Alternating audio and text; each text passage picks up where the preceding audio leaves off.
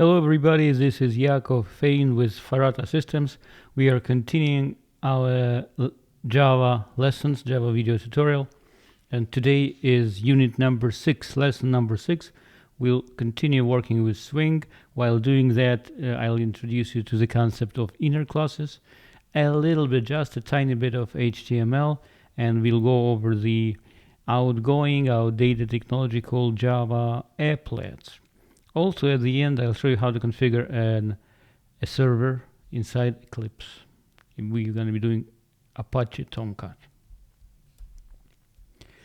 So, if you remember, last time we spoke about how to process events.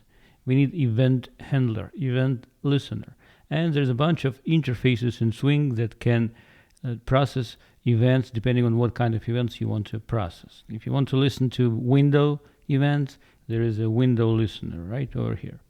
If you want to listen to mouse event, there is a mouse motion listener, for example.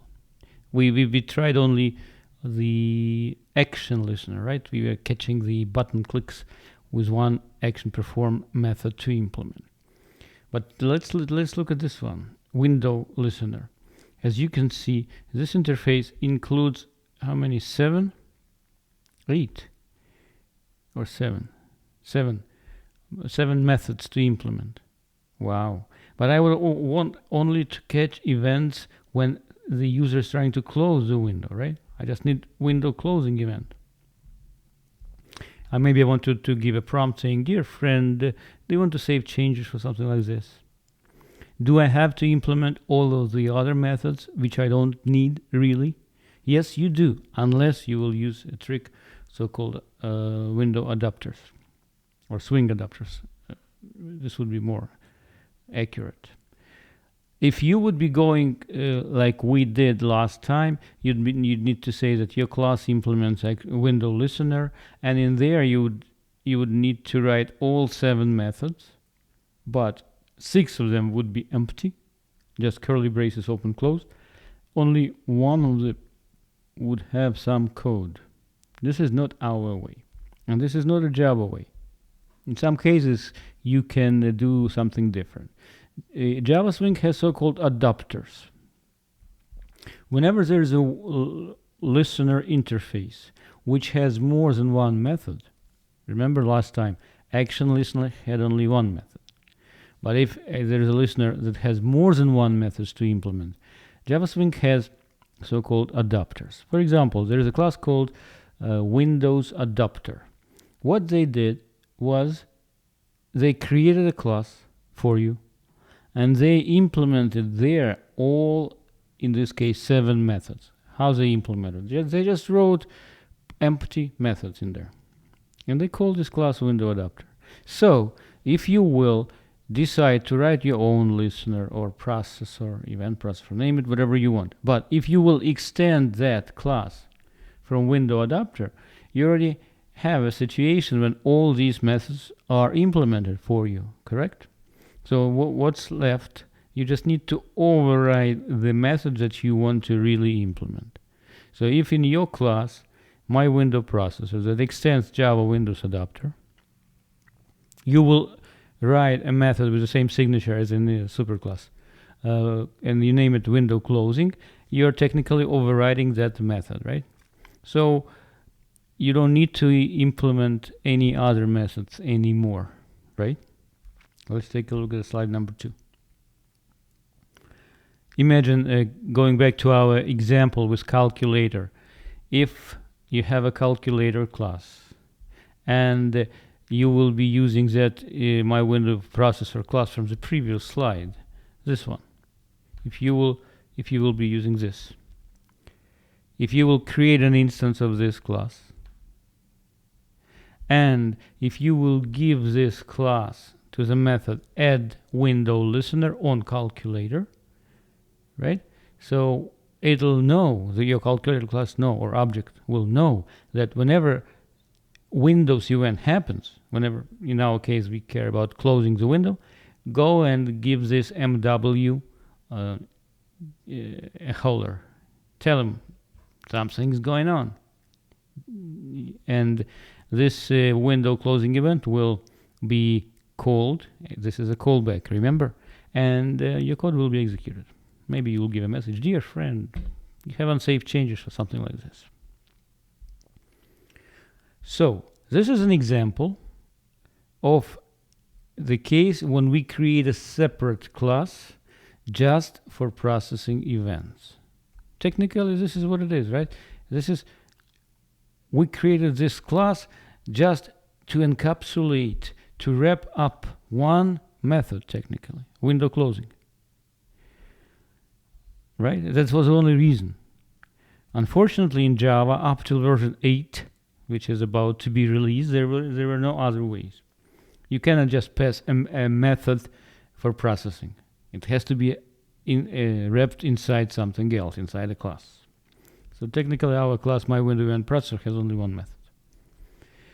So over here, there is no way in Java 1 till 7 to pass a function, a method.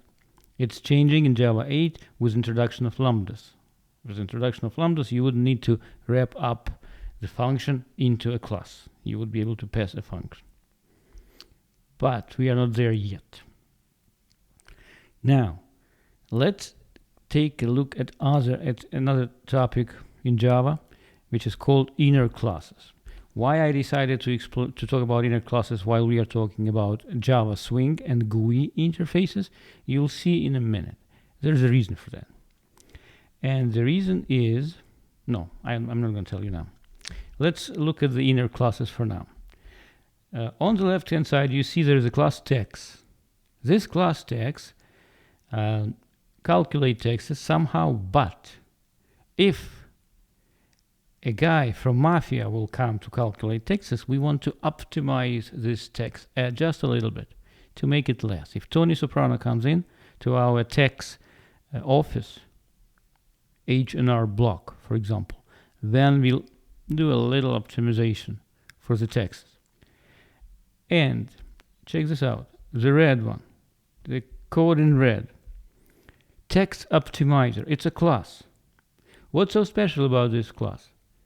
It's sitting inside the class text. So class inside the class, right? Which is called an inner class. Why would you do something like this? Java has this, supports this syntax because they say, if you want to have a class just for specific case that will be used only within another class and nowhere else, then there is no reason to declare a separate class. You can declare this class inside the other class. And this is an example how you can create an inner class. This inner class has a name. Important, because pretty soon we will talk about anonymous classes. Anonymous classes don't have a name, and this inner class in my example has a name, text optimizer. Next, if you will look at the syntax of how to instantiate these inner classes, if need be, how to use them. Let's look at the right hand side into this creamy rectangle. First of all, I created a method getTextOptimizer to return an instance of the inner class to the rest of the world, to whoever wants it. It's a public method. Do I like it? This kind of example? I don't, but it's legal. The syntax is there. I'm asking myself, why would I want to hide a class inside the other class and then give it away? I don't know, maybe there is a case, maybe there is no case, but it is allowed. So this is an example of how you can create an instance of an object of an inner class, text optimizer, and returning from its enclosing class, if need be. Next, how would you instantiate, or how would you use this code?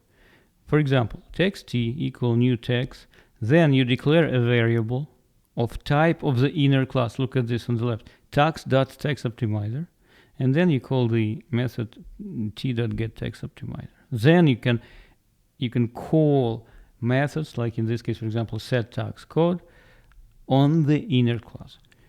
I'm giving you these examples for one important reason. If you will decide to pass the certification exam and get to become Java certified programmer, they will put you through tests. It's a multiple choice test on the computers, and they will give you lots of examples, and these are the examples that you may run into. The chances that you will run into them in real life are slim, but during the test you may very well run into these. Let me show you another example of a valid and kind of unusual syntax. Look at this. If you want to create an instance of an inner class, what you can do, you can declare a variable tags.tagsOptimizer. This is a type, inner class, right? And then you say t.new. T points at the instance of the outer class, and t.new means create for me a new instance of your inner class tags optimizer. Convoluted syntax, but it is allowed. For now, just remember, if a class is sitting inside another class, it's called inner class. Moving on. Anonymous inner classes. If in the previous slide at least we gave a name, tags optimizer, to the inner class, but now I'll show you that we can even create an inner class without giving it a name. Why would we want to do something like this?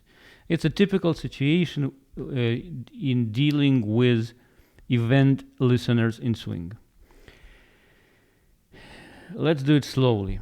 See, we are in the calculator class, and I want to call the method add Windows listener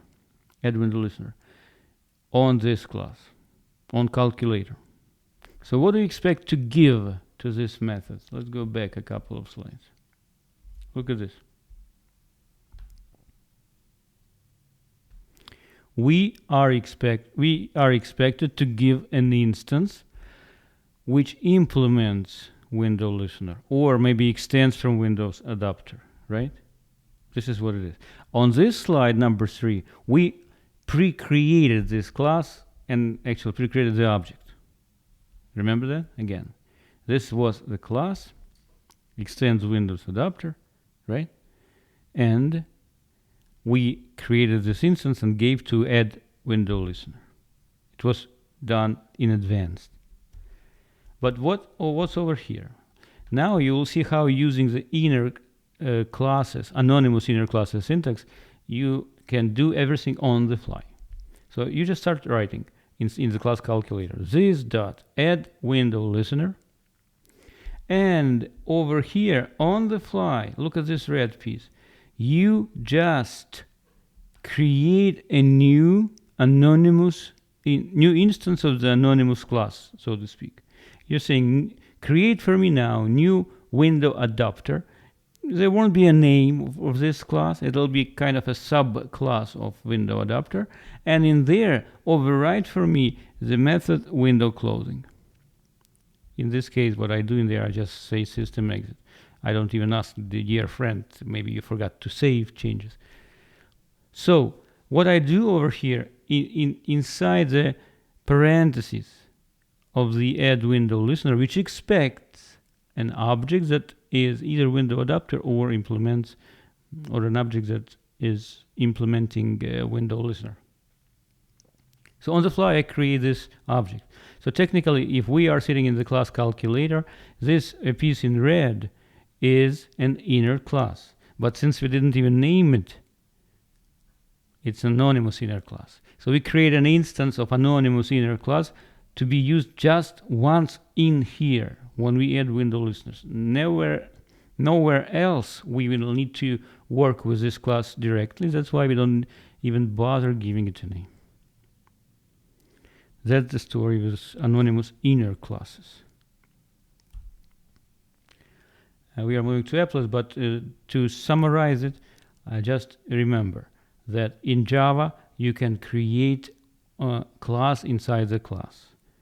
If the class doesn't, if the class will be used only once, the inner class.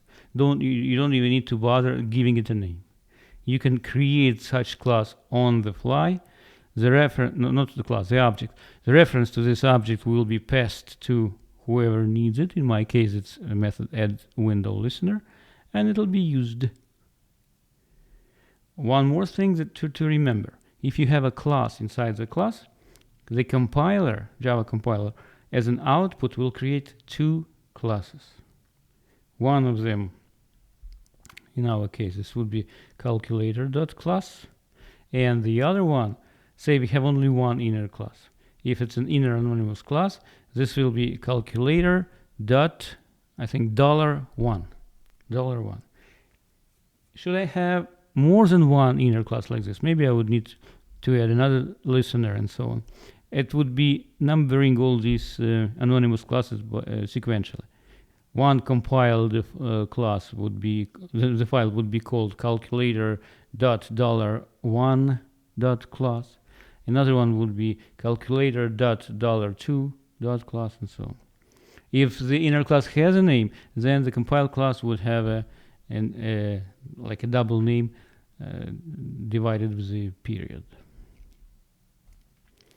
Now let's talk about Java Applets.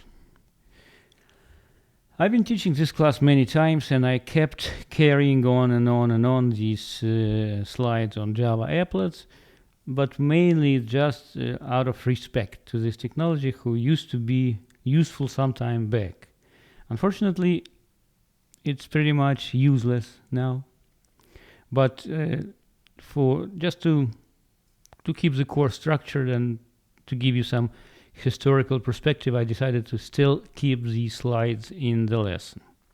What is a Java Applet? Java Applet, it's a little program written in Java compiled that lives inside the web page in the browser.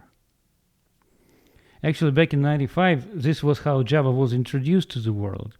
They showed, look at this, Internet Explorer or Netscape. Look at this. Back then, web was static, web pages were static, and all of a sudden, as a part of the page, there was I remember this famous, there's a little figure, like a logo of Java, little Duke, and this Duke was dancing. Little figure of the Duke was dancing inside the page. It was really nice. So, a program that was running inside the web page. And it looks nice. I mean, it's a good idea. So why Java Applets didn't make it? The story is that back in the 90s, when Java became popular and the whole idea was write once, run anywhere, it was supposed to be the same on all platforms, on Windows, on Unix, on Linux, on macOS, everywhere. But our friend from Microsoft quietly started to add libraries to Java SDK, which were working only on Windows operational system. Sun Microsystem, which created Java, and they said, what are you doing? We gave you this pure virgin language, and you made it quietly dirty. Now the programmers will be working using your classes, assuming that it's Java, but this program won't work on Linux or on Unix. There was a lawsuit. Sun won some money, lots of money. Microsoft lost, but Sun won the battle but lost the war. Microsoft said, all right, since you are suing us, or you were suing us, from now on we will not be upgrading the Java runtime that was shipping back then with Internet Explorer.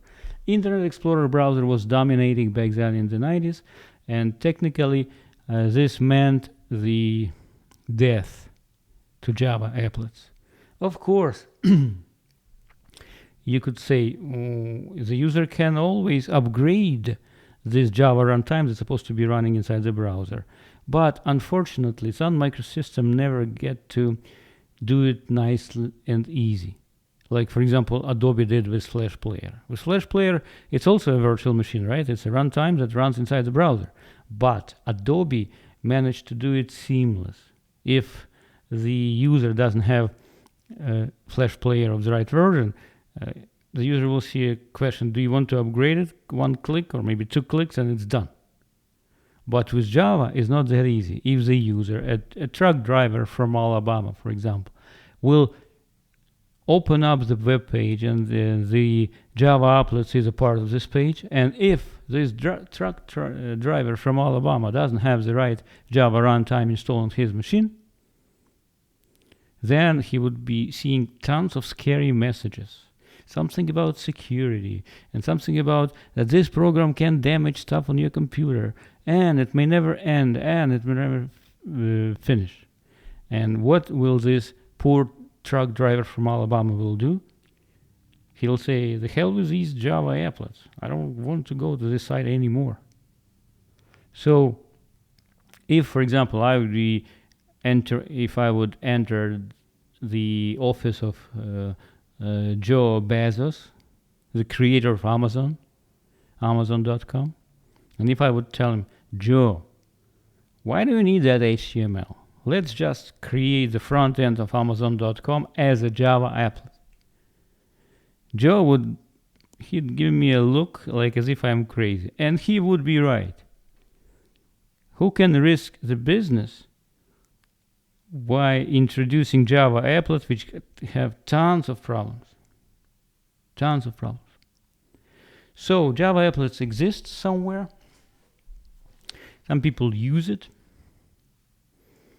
But it's like these people should be included in a red book. So, but knowing how it works is pretty much useful in our educational process. So, how the whole thing works. Say you have somewhere a web server with some static content, a page, and maybe compiled Java class in there, somewhere on the server. If the user knows the URL of that page, user, right? User starts the web browser, which should include Java plugin, and hopefully of the right version. And then there is an HTML page with a tag that embeds the applet code. It has a reference to the compiled class. And Java applets is shown as a part of the page. Java applet doesn't have to occupy the whole page. You can specifically say, I want to give on my page only the area, let's say 300 pixels by 200 pixels, not more. This is how it works. So when the user enters the URL of that web page, the request goes to the server. Hopefully the server is there, up and running, the URL is correct, and the server will respond back using this HTTP protocol, HTML page with some inclusion, with the tag applet, or there could be another way of including applets, object, for example. So the web browser will see, oh, they want something else. What do they want? They want an applet. Where is the code? It's there. So it'll make another request to the web server and load the applet. Now, I cannot expect that you know HTML. So I will expect actually that you know nothing about HTML. And that's why I'll spend 10 minutes to give you a super fast tutorial on HTML. And of course, you're expected to spend some more time on your own to study it well. Every truck driver from Alabama these days should know HTML, at least some of it. Let's look at the very simple, very simple page. HTML is not a programming language. It has a bunch of tags. It's a markup. So these are markup tags, right? So you can take any plain text and put these tags in angle brackets everywhere inside the text, and by doing this, you will turn this text document into HTML document. The structure of HTML document is following. First of all, the first line typically is you are saying that this is an HTML. You're saying this for the browser. In particular, this line is conform to the syntax of HTML5 specification. And then you write a tag HTML. In HTML, it's not a must, but many tags have closing tags, corresponding matching closing tag.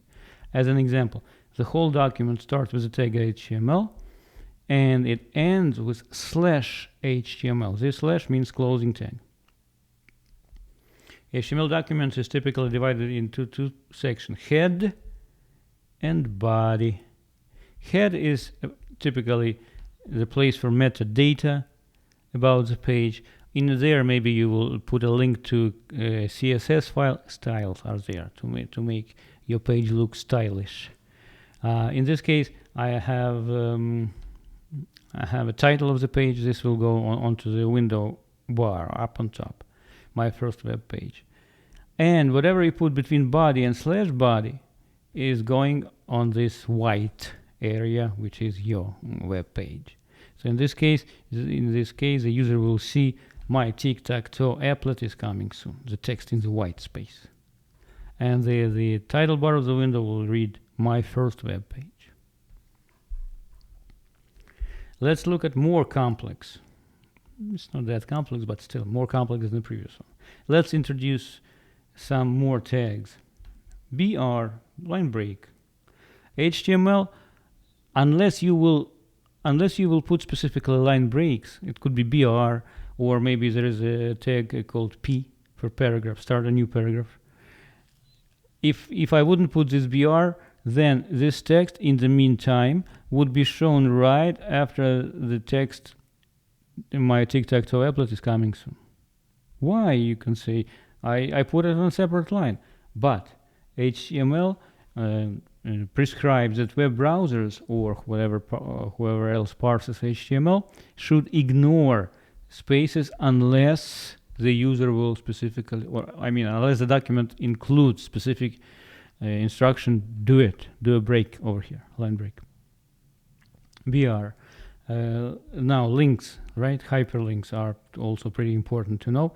And A for anchor is a hyperlink in Java. Okay, no, not in Java, sorry, in HTML.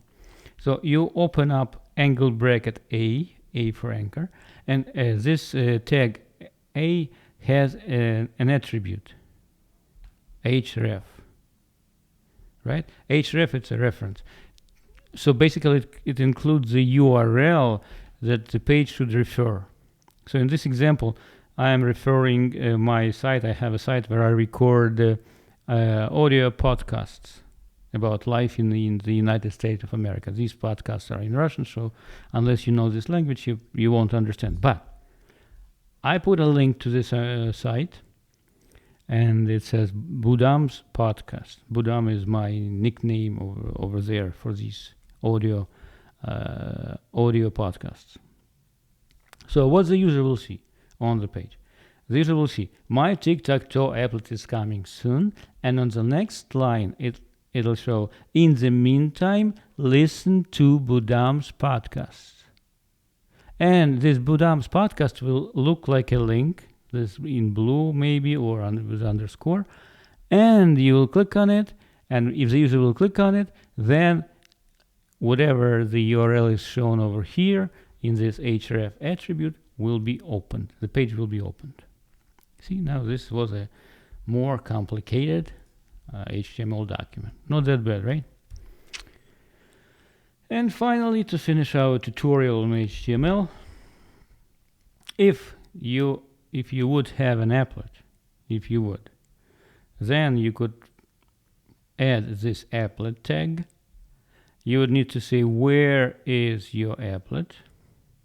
In this case, I'm saying it's in tic-tac-toe class, assuming that somebody wrote this program, and this program does exist somewhere near the HTML file. And how much space you want to give on the page to this applet. In this case, I'm giving 300 pixels horizontally and vertically 250 pixels. So in this little area, I'm expecting to see the content of the tic-tac-toe program. All right. And now the first walkthrough. Enter the text below in a plain text editor and try to open it up in a web browser. Let's see what happens. I just want you to notice that this text has a link to this website, and it has p, by the way. It's for paragraph, start from new paragraph, whatever is below, and it has an applet tag that refer to some Java class. And let's see if we can open it up in a browser. I already this is the wrong file. Which one is that? That's the one. I already typed it in. Right? So that's the text. I already saved it as hello world HTML. Where did I save it though? File, save as hello world HTML. I saved it under my root directory on this machine. So what I will do now, I will try to open this file in a browser.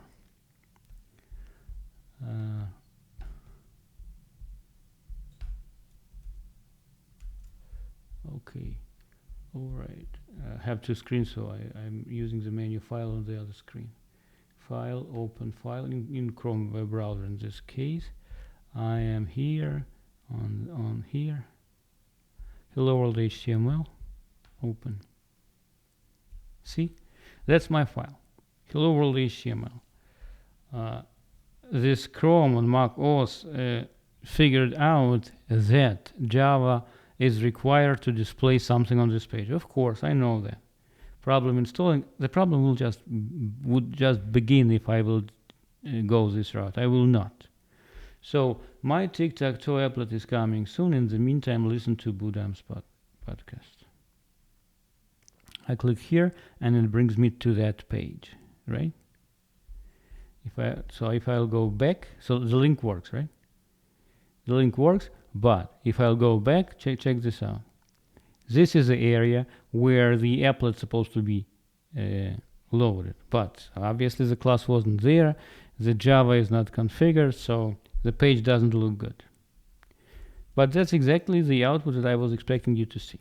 And at the end of this slide, I said, why don't you see the Tic-tac-toe applet? Because nobody wrote it, nobody compiled it, nobody deployed it, and the browser may not have the required Java runtime. That's why. Now let's look real quick about, let's look at the work flow, at the life cycle of the applets. If you want to create an applet, you need to extend your class from JApplet that comes with Swing. JApplet has 5 methods, 5 callbacks already there, and 2 of them, at least one of them you have to call. I'll explain it in the next slide, but for now just remember that if you create a class and you want it to be an applet, it has to extend JApplet. Then, I'm talking about Swing applets, because some purists will say, actually there's a class called applet without J. I know. We are not talking about the ancient classes.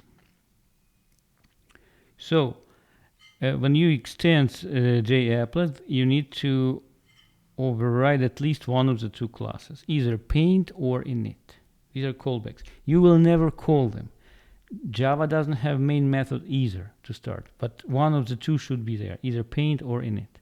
So whenever, remember that this applet will live inside the browser, right? So whenever the browser loads this applet, and if the browser has Java runtime will immediately call this method paint.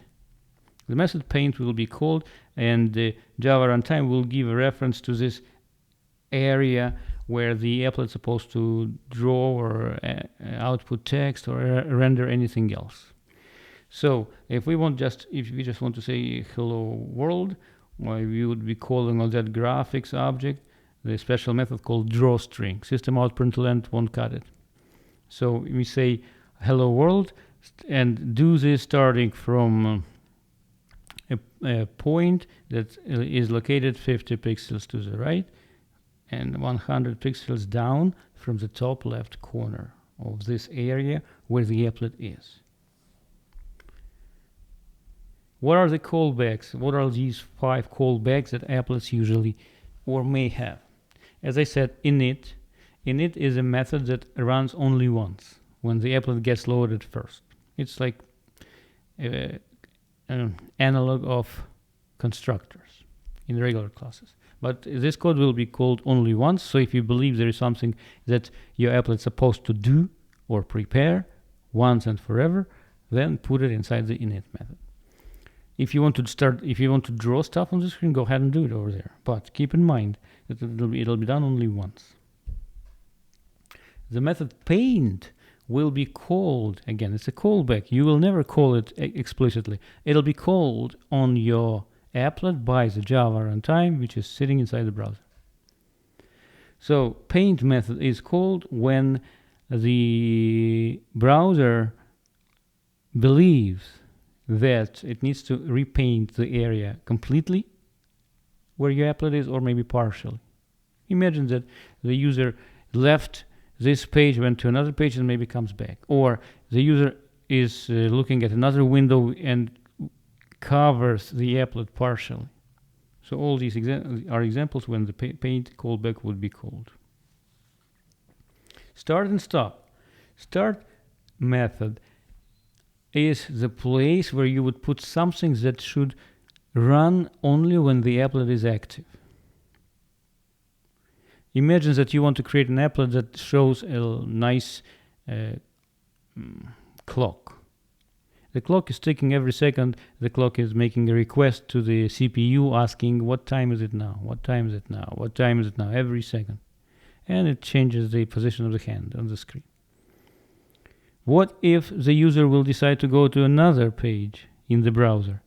Do we still want to bother that CPU asking about time? The user won't see the dial anyway.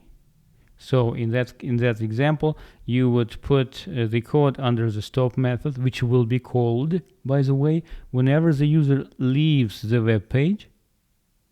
So in there, you need to put some code that will stop bothering the CPU every second, asking what time is it now. And if the user comes back to the same page, then again, the start method will be called automatically on the applet, and then again, you can start your clock again. Finally, the callback destroy is a place if you want to do some maybe cleanup when the browser destroys your applet. Maybe you open up some connection to the server and you need to close them, or I don't know whatever resources you want to clean, it's a place to do destroy callback of the applet. Walkthrough number 2, we need to create an Eclipse project. Copy hello world class. I'm not going to do this. It's a pretty simple walkthrough. We'll do the next one better. The tic-tac-toe applet. Look at this game. Everybody knows this game, right? Tic-tac-toe. You need to put 3 in a row, either zeros or X's. Now let's see. I want it to be an applet, right? So please take a look. We are in the browser. It's a snapshot from the browser. Lesson 11, and there is an HTML file, tic-tac-toe HTML. And inside there is a Java piece. Since last time we learned how to deal with the layout managers, right? We need to decide what layout managers can we use to display such a beautiful screen. When I look at this screen, and when you look at this screen, you probably can see that there is a container with 9 buttons. They are the same, right? Whenever we see a container with the same component, the same size component, we should consider using grid layout, right? So based on what I see, I suggest to create a panel container, JPanel. In there, we will add 9 buttons, and we will assign the grid layout manager to this panel, all right? Also, we have a text that's supposed to be shown on top. Play tic-tac-toe with me. And there is a text that must be shown at the bottom of the page. So for that, again, if the whole thing is in Java, so for the outer container, which is JFrame, which is an applet in this case, by the way, I would have used the border layout. Remember border layout? North, west, south, center, east, all these areas. So in this case, it's clear that in the north area, we want to put a message, play tic-tac-toe with me. And in the south area of the screen, we need to put a message, player X your turn, in this case X, and then maybe it'll be 0. And in this walkthrough, we'll try to do that. So you will need to download the lesson 11 from the book site, from the textbook site, right? And then import it into Eclipse. I already did this, and we will try to run first Tic-tac-toe Applet 1, and then Tic-tac-toe Applets. It's the final version. This is a half-baked version, and the Tic-tac-toe Applet is the final version. One more thing to know, that the Java SDK comes with a special handy program called Applet Viewer. Creators of Java said, we don't know if you have the browser with the right version of the runtime, but you definitely have Java SDK. So in the bin directory of the Java SDK, there is a program called Applet Viewer. Special program that is used to run and test applets. So you can look at the applet regardless if you have a browser or you don't. And this is what we will use now. So I go to Eclipse. I already imported this lesson 11 from the book. And when I imported this lesson 11, what I noticed that when I created that book, and that book is 3 years old, our textbook, there is a chance that this year a new edition will be released from that book. At least I'm talking to the publisher about it. But anyway, back then it was Java 1.6 or Java 6. And this is how this project was zipped up and was given to the publisher. So when I import it, I still see Java 1.6. I wanted to fix it by myself, but then I decided, let me show you how to fix something like this. You can have a project in Eclipse that uses specific JDK. So in this case, it's Java 1.6. Let's say I don't want 1.6, I want 1.7, which I do have installed on my machine.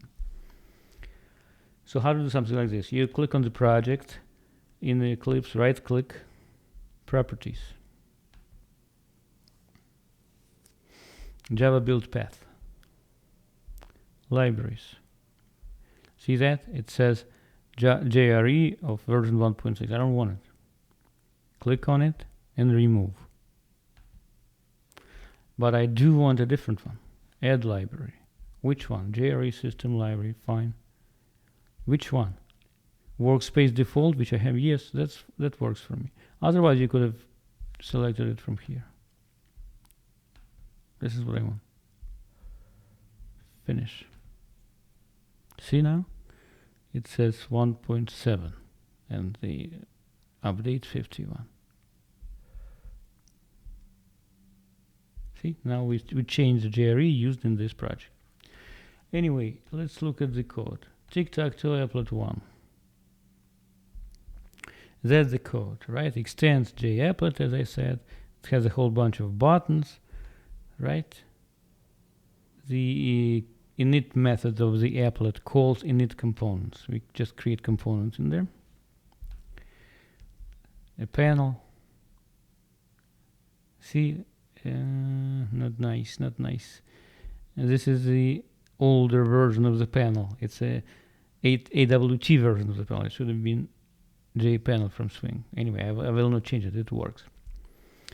It has a whole bunch of buttons in there, right? And we are saying that by the way, the font, we are changing the font. We want to see this large X and 0. Button font, set layout, the panel. See, for the panel we set grid layout. Why did I say grid layout 4x3? 1, 2, 3. I don't need 4. Oh, maybe I am using the last row for the text. Do I? See, I lied to you guys. I did lie to you. I said that I'm going to be using border layout for the whole applet and then the panel layout for the grid layout for the panel. I did it differently here, but that's fine as well. I did it a little differently. You will look at the code and you will figure out how I did it. All right, so let's run it. I click on this applet 1, right click, run as Java applet.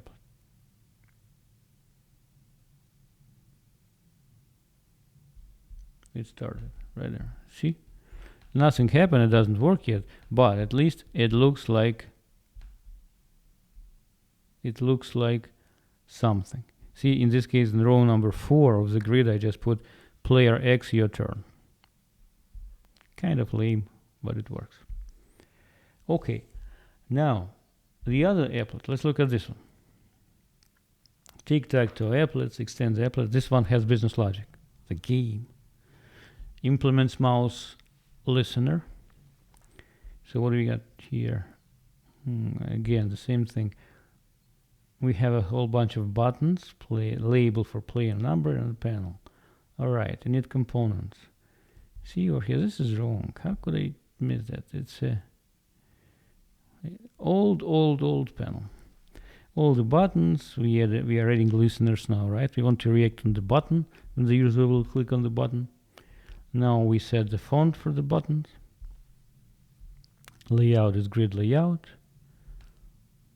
And we added the button to the panel. And we cleaned all the buttons so they don't show anything.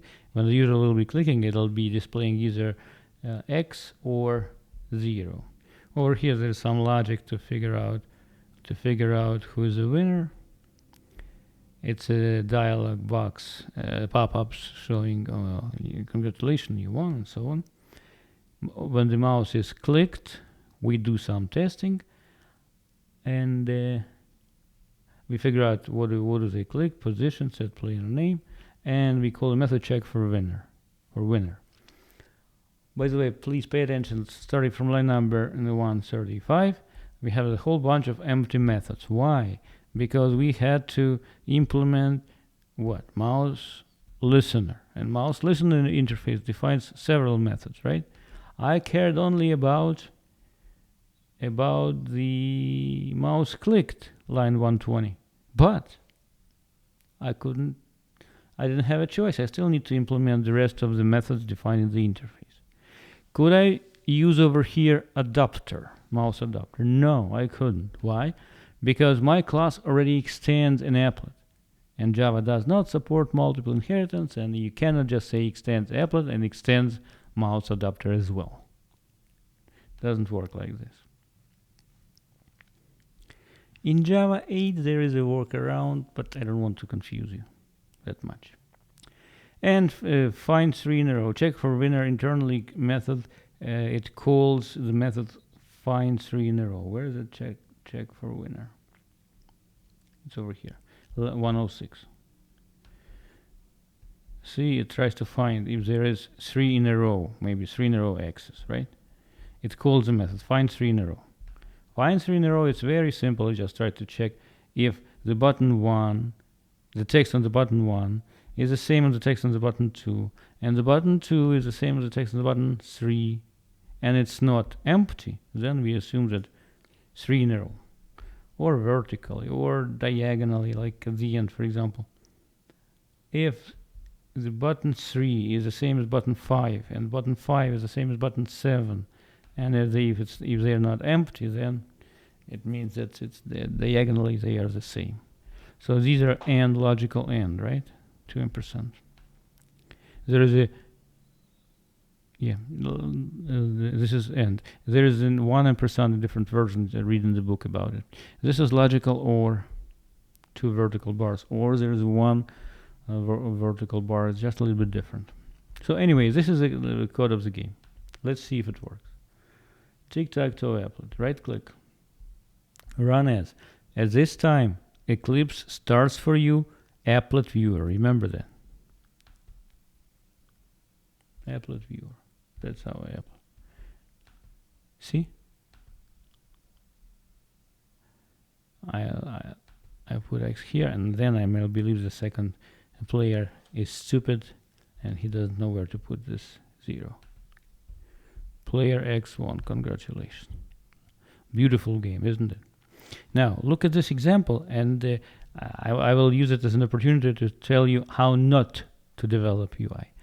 I am showing you over here a message box, a pop-up, which is not that great. Now, I display the message, and now I expect user to make another click to close it, to shut it down. Why? So the golden rule is try to avoid showing all these message boxes. What we could do differently, we could display this message, player X1, congratulations, somewhere over here, maybe in a different color, maybe in a different font, but without displaying an extra dialog. Why did I do it? To show how it's possible. It's over here. Show option dialog. All right, we are done with walkthrough number 3. We are almost done with this lesson. Finally, I want to introduce you to several types of web servers. Why I do it in this example, in this lesson, because we spoke about applets. Applets are supposed to be sitting on the server.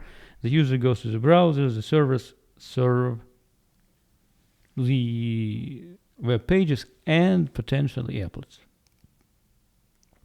So what is a web server? Web server is a server that runs somewhere on some machine and listens to the requests that are going to some port. By default, it's usually port 80, or if it's secure, HTTPS, port 443. So request comes as HTTP request. HTTP is a protocol. Browsers wraps up the request and send it as an HTTP request to the web server. Web servers serve static content. Static meaning pre-created. For example, you may already have there an HTML file sitting there. You may have maybe a video, maybe audio MP3 file. Maybe you have in there like CSS file, cascading style sheets to style the page. Something like this. Maybe even some binary that is sitting there. Like in our case, it would be a code of the applet.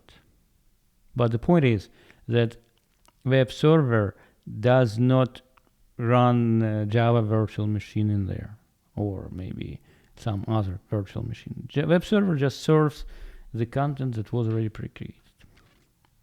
Popular web servers are Apache web server, super popular. IIS, probably on the second place. It's a Microsoft. Apache is an open source. And Nginx. These three probably dominate in the market of the web servers. We are Java developers, so we use a little bit more advanced web servers as well, and we call them Java servlet containers. So it's not only the web server. Actually, they usually come with web server as well, but on top of that, they also have another thing, a servlet container. They have a JVM running on the server, and in there you can write programs in a special way. We'll learn them later in this course. They are called Java servlets. So Java servlet can be running on the server side in this servlet container, and it can serve now dynamic content, right? So that Java servlet, say for example, I have an online store and I want to find a product in that store.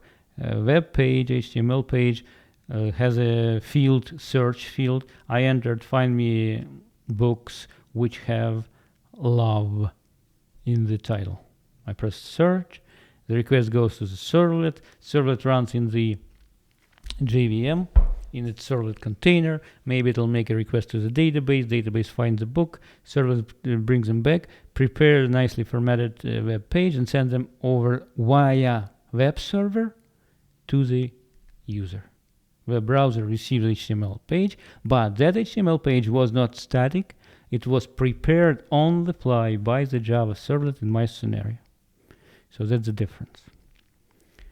And popular servers are Apache Tomcat, for example. It's a popular Java servlet container. Many people would say, what server do you use? What web server do you use? And the answer would be Apache Tomcat. But you need to remember, it's not just a web server. It's also a servlet container. The other popular one in the Java world is Jetty and Caucho Resin. These are the three probably the most popular servlet containers. There is a slight modification called Tommy with a double E at the end. but let's not go there for now. Java application servers include this and something else.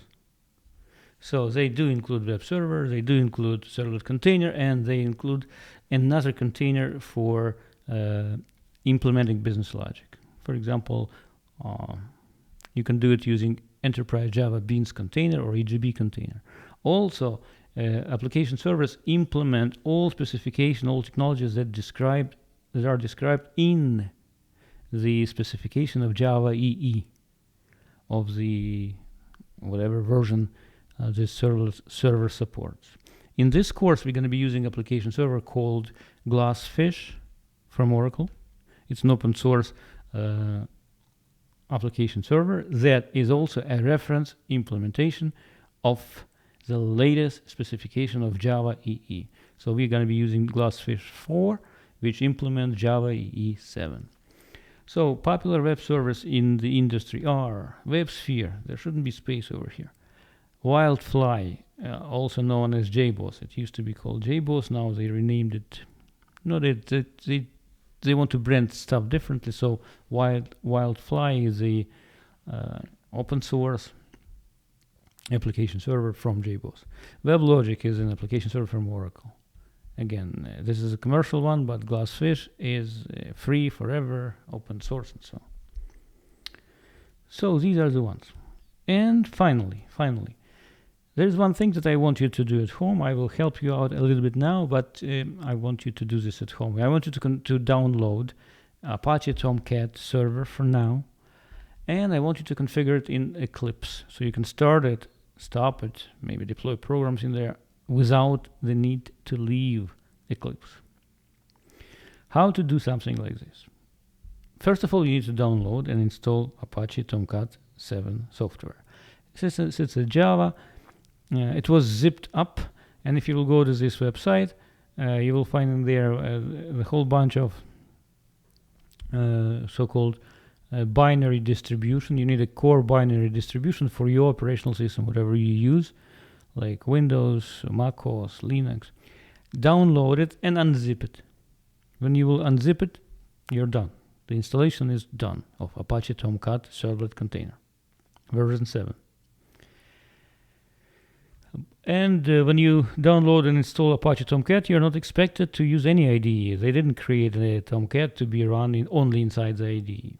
But we would like to have everything pretty close at the tip of our fingers. We sit inside the Eclipse, we don't want to leave it. So what I will show you how you can configure Eclipse to start previously installed Tomcat server. Again, installation is just unzipping. And if you remember the lesson number 1, I told you that when you will be installing Eclipse, you should select Eclipse for Java EE developers. And I hope you did that. If you didn't do it now. Eclipse for Java EE developers has some extra plugins in there, in that package. And in particular, you will be able to configure servers in there. Let's see. So what you will need to do, you go to Eclipse. Let me close this to put it out of the way. What you do is you right click over here in the Project Explorer, or you can go through the menu file, new. I want to create something new. What is that new that you want to create? Other. Actually, I'm looking for the word server, but it's not there, so I select other. Where? What? Do we see server? Yes, we do. Over here. See? Server. I want to define a new server. It's basically, I want to configure a new server, assuming that the software already installed. Next. Which one you want?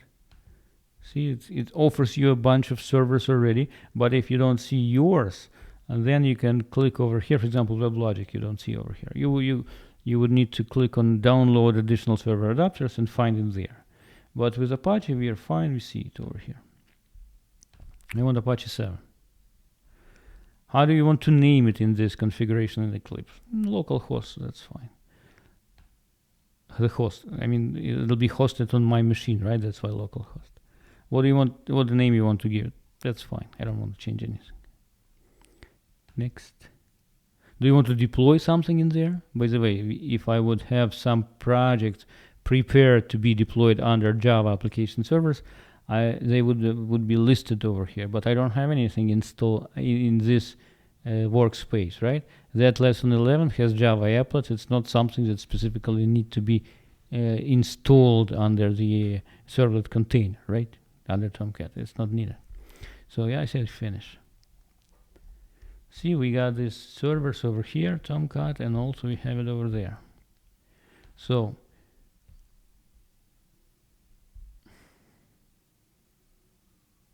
I didn't show you one thing, because it did it automatically because I did this configuration yesterday. Let me do it from scratch, because I didn't say where did I find the software, the server that was installed on my machine. Let me fix this problem real quick. I'm deleting it. I'll redo it in front of you, sorry. I'm deleting the server configuration. Right click, new, other, server.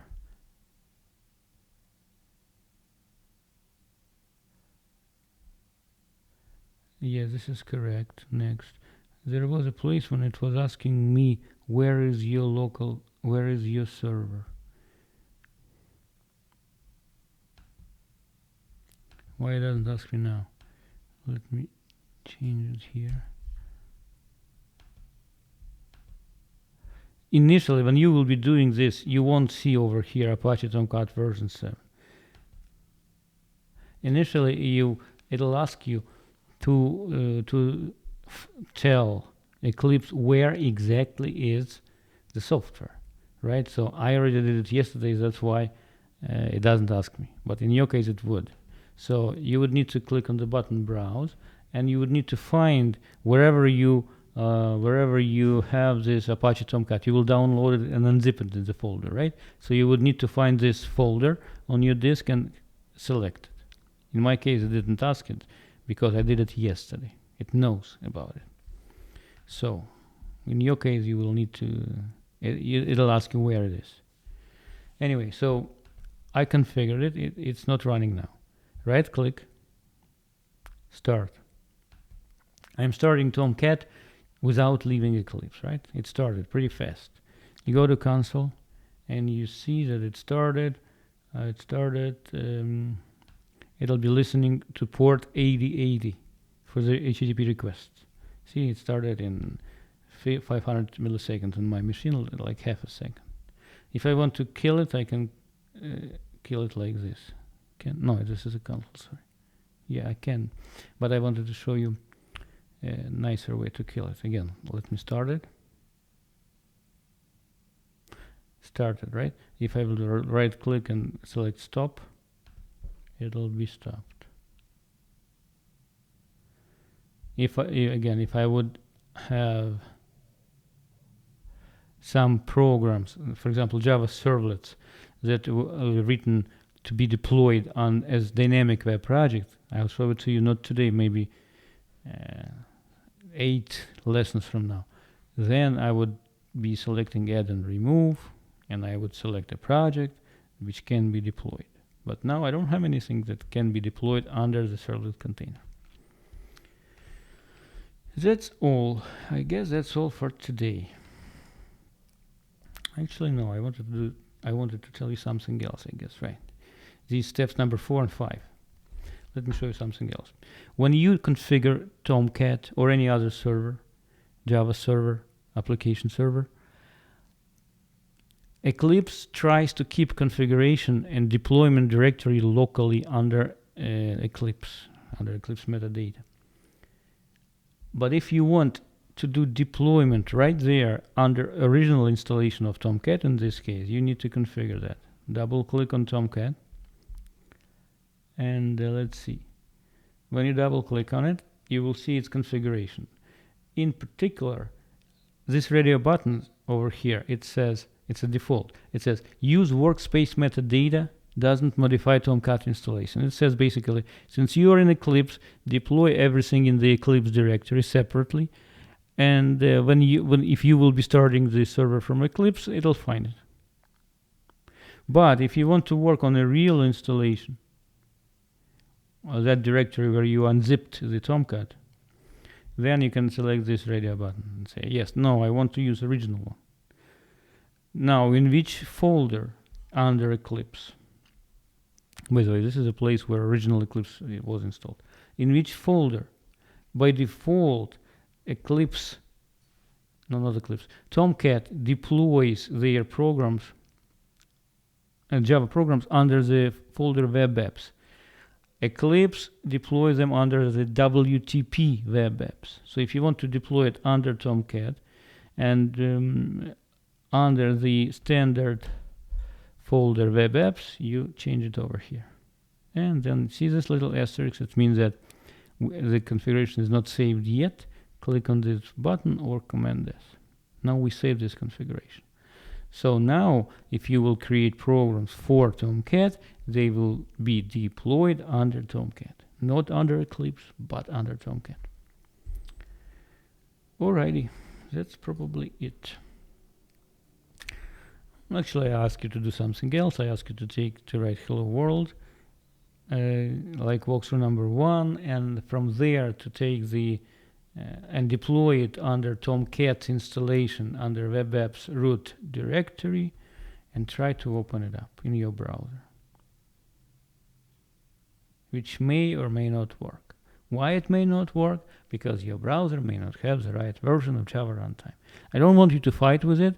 It is what it is. I told you, applets are going to leave our universe of Java programs or Java tools.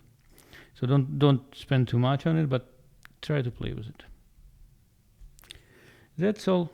So I want you to learn HTML basics. Of course, not in 10 minutes, spend more time in there. And this is a link, one of the tutorials that you can find. Also, I want you to install and configure Tomcat 7 and repeat everything that I did in the lesson and learn how to start, stop servers from within Eclipse. And I also want you to deploy this applet under Apache Tomcat in that root directory somewhere and see if it works. Study materials from lesson 10 and 11 and do the assignment from the try it section in lesson 11. That's about it. Thank you very much for watching this lesson number 6. This was Yakov Fein with the Farata Systems. Thank you very much. Till the next lesson.